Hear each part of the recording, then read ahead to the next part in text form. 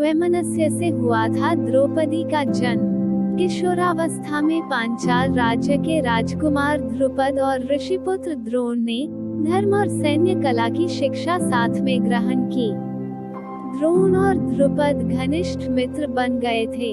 एक दिन राजकुमार द्रुपद ने बातों बातों में द्रोण से वादा किया कि जब वह पांचाल के सिंहासन पर बैठेगा तब द्रोण को अपना आधा राज्य दे देगा। शिक्षा पूर्ण होने पर दोनों मित्र बिछड़ गए और अपने अपने पथ पर अग्रसर हो गए। समय बीतता गया। द्रोण ने अपनी युवावस्था गरीबी में बिताई। उनका विवाह कृपाचार्य की बहन कृपि से हुआ।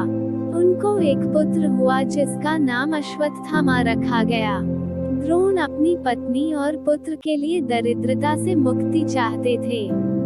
उनको अपने पुराने मित्र द्रुपद और उसके दिए हुए वचन की याद आई। द्रोण ने पांचाल जाकर राजा द्रुपद से मदद मांगने की ठानी। जब द्रोण पांचाल पहुंचे तो सत्ता के नशे में धुत राजा द्रुपद ने द्रोण को पहचानने से भी इनकार कर दिया। नीच कहकर उनका अपमान किया और कहा कि मित्रता सदा दो समान व्यक्तियों के बीच होनी चाहिए। मन में क्रोध और प्रतिशोध की भावना लिए द्रोण वहां से हस्तिनापुर गए। वहां उन्हें शाही शिक्षक बनने का अवसर मिला। उन्होंने कौरव और पांडवों को उन्नत सैन्य कलाओं में प्रशिक्षित किया।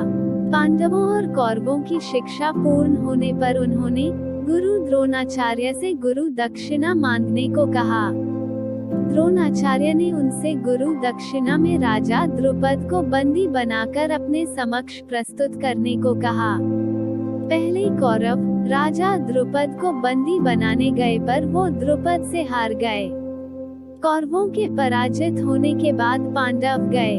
उन्होंने द्रुपद को बंदी बनाकर द्रोणाचार्य के समक्ष प्रस्तुत किया। द्रोणाचार्य ने अपने अपमान का बदला लेते हुए द्रुपद का आधा राज्य स्वयं के पास रख लिया और शेष राज्य द्रुपद को देकर उसे रिहा कर दिया। गुरु द्रोण से पराजित होने के उपरांत महाराज द्रुपद अत्यंत लज्जित हुए और द्रोणाचार्य को किसी भी प्रकार से नीचा दिखाने का उपाय सोचने लगे।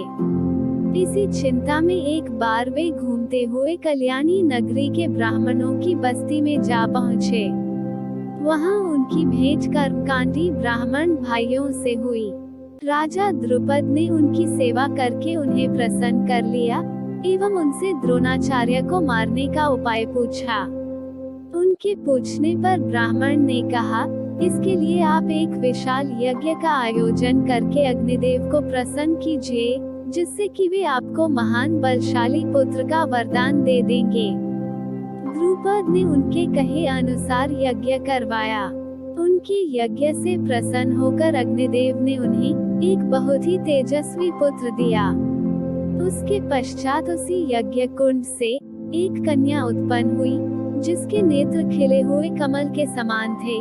वह चंद्रमा के समान वक्र थी तथा उसका वर्ण श्यामल था।